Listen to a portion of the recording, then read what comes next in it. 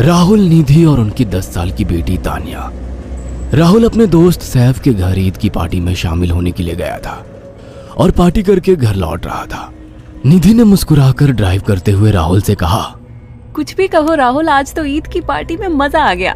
हाँ, मेरा दोस्त बहुत ही बिंदास और हंसी मजाक करने वाला व्यक्ति है।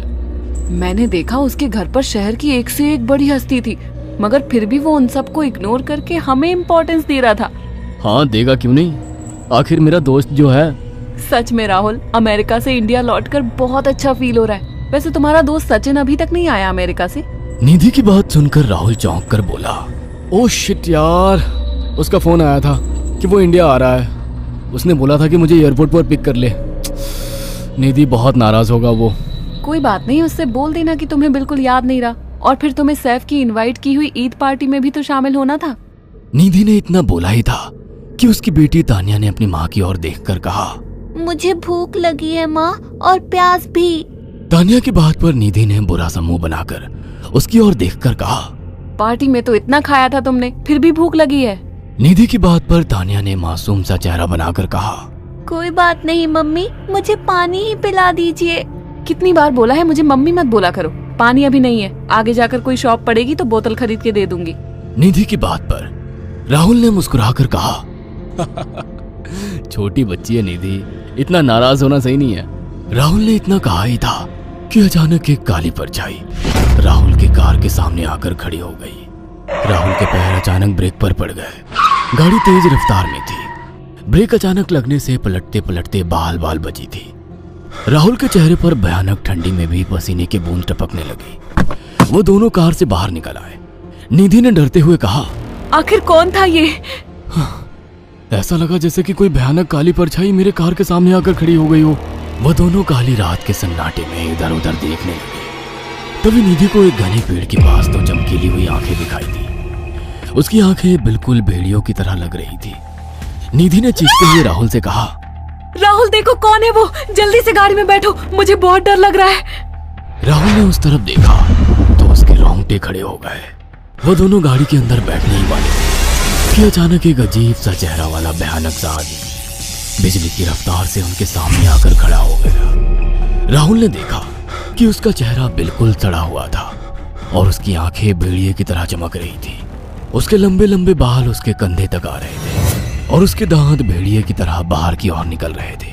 हाथों की जगह नुकीले पंजे थे। राहुल को देखकर अजीब से अंदाज में हंसने लगा, मगर जैसे ही राहुल की नजर उसके कपड़ों पर गई, राहुल की आंखें फटी की फटी रह गई। वो हकलाते हुए बोला, भाईजान, भाईजान, मुझे माफ कर दो, मुझे छोड़ दो। राहुल ने इतना कहा ही था कि अचानक उस अजीब से दिखने वाले भयानक आदमी ने अपने पंजों से राहुल की गर्दन कसकर पकड़ ली और एक ही सेकंड में उखाड़ कर जमीन पर फेंक दी। राहुल के धड़ से लाल रंग का खून का फुहारा फूट पड़ा। इस भयानक मंजर को देखकर निधि के गले से एक जोरदार चीख निकल गई। निधि इससे पहले भागती कि अचानक उस भयानक दिखने वाले आदमी ने निधि को पकड़ लिया और अपने नुकीले पंजे उसके पेट में गड़ा दिए और उसकी अतड़ियां बाहर निकाल दी। निधि की एक दिल दहला देने वाली चीख सन्नाटे को चीर गई।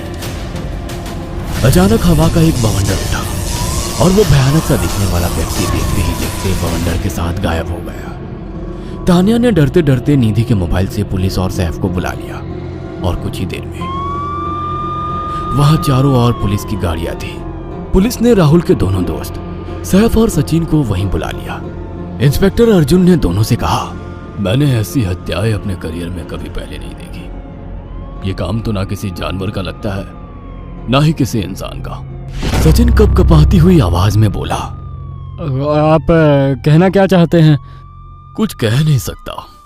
जिस किसी ने भी इन दोनों को मारा है उससे एक बात तो साबित होती है कि वो इन दोनों से हद से ज्यादा नफरत करता था। अब सारी सच्चाई तो ये बच्ची ही बता सकती है। इतना बोलकर इंस्पेक्टर अर्जुन तानिया के पास चला गया, जो बेहद डरी हुई थी। तानिया ने आंखों देखी सारी घटना इंस्पेक्टर अर्जुन को बता दी। तानिया की बात सुनकर इंस्पेक्टर अर्जुन कंफ्यूज चेहरा लेकर मोबाइल पर किसी से बात करने लगे। सचिन इंस्पेक्टर के पास आ गया और सैफ भी डरता हुआ इंस्पेक्टर अर्जुन के पास आकर बोला, क्या हुआ इंस्पेक्टर? तानिया ने क्या बताया? उसने जो बताया वो काबिले यकीन नहीं है। उसकी बात पर किसी भी तरह से यकीन नहीं किया जा सकता। फिर भी कुछ तो बताया इंस्पेक्टर। हाँ, उस बच्ची के मुताबिक एक भूत ने निधि और राहुल को बड़ी बेदर्दी से मारा है। इंस्पेक्टर की बात सुनकर दोनों बुरी तरह से चौंक गए। क्या मतलब है इस बात का? बच्ची बेहद डरी हुई है। हम आगे की तफ्तीश जारी रखेंगे। निधि और राहुल तो चले गए, अब तानिया को मैं रख लूंगा। नहीं, राहुल मेरा अच्छा दोस्त था। तानिया अब मेरे साथ रहेगी।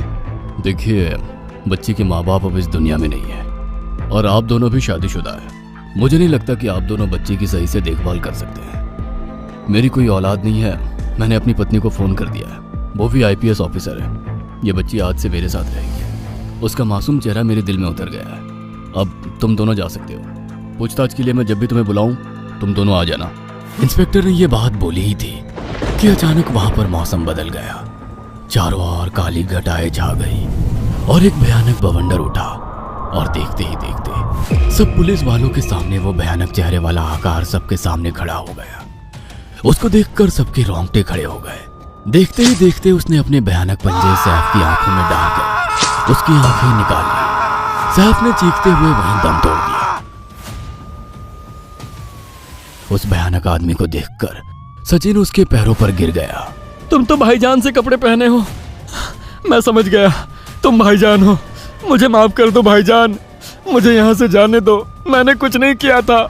वो भयानक चेहरे वाला गुर्राते हुए बोला, बता इन सबको कि ये सब इतनी भयानक मौत क्यों मरे। सचिन दौड़ता हुआ इंस्पेक्टर अर्जुन के पास गया और बोला, मैं जानता हूँ इसने इन तीनों को क्यों मारा। इसका नाम भाईजान था। जब ये जिंदा था ये किसी का भाई किसी की जान था। बहुत साल पहले ये हम सबका बहुत अच्छा गहरा दोस्त और बिजनेस पार्टनर था। ये सबकी बहुत मदद किया करता था। इसकी प्यारी सी बेटी थी तानिया, जो इस वक्त कार के अंदर बैठी हुई है। ये इसी की बेटी है। भाईजान अपने सारे पैसों से एक बहुत बड़ा हॉस्पिटल खोलना चाहता था जिससे गरीबों का मुफ्त इलाज किया जा सके, मगर हम तीनों इसके लिए तैयार नहीं थे। हमारी नीयत उसकी दौलत पर खराब थी और एक दिन हम सब धोखे से ईद के दिन भाईजान को यहाँ ले आए और इसे मारकर फेंक दिया। तो फिर तुम सबने इसकी बेटी को क्यों जिंदा छोड़ दिया? हमें बाद में पता लगा कि भाईजान ने सारी जायदाद अपनी बेटी के नाम कर दी है, इसीलिए हमने भाईजान की पत्नी को भी मार दिया। और तानिया का तुम 18 साल की उम्र पूरी करने का इंतजार कर रहे थे ताकि सारी जायदाद अपने नाम करा सको और बाद में उसे भी ठिकाने लगा सको। इसी के लिए तुम दोनों इस मासूम बच्ची को अपने साथ रखने की जिद कर रहे थे। जी, आपने बिल्कुल सही कहा। हम तानिया को भी इसी जगह लाकर मार देते। सचिन की बात सुनकर इंस्पेक्टर अर्जुन की आंखों में खून उतर आया। इंस्पेक्टर अर्जुन के कुछ कहने से पहले ही भाईजान बिजली की रफ्तार से इंस्पेक्टर अर्जुन की आंखों के सामने से सचिन को पकड़कर ले गया और उसके शरीर के टुकड़े टुकड़े कर दिए और हवा में उठे एक तेज बवंडर के साथ गायब हो गया।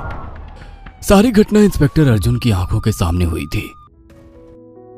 तानिया को इंस्पेक्टर अर्जुन और उसकी पत्नी ने अपनी बेटी की तरह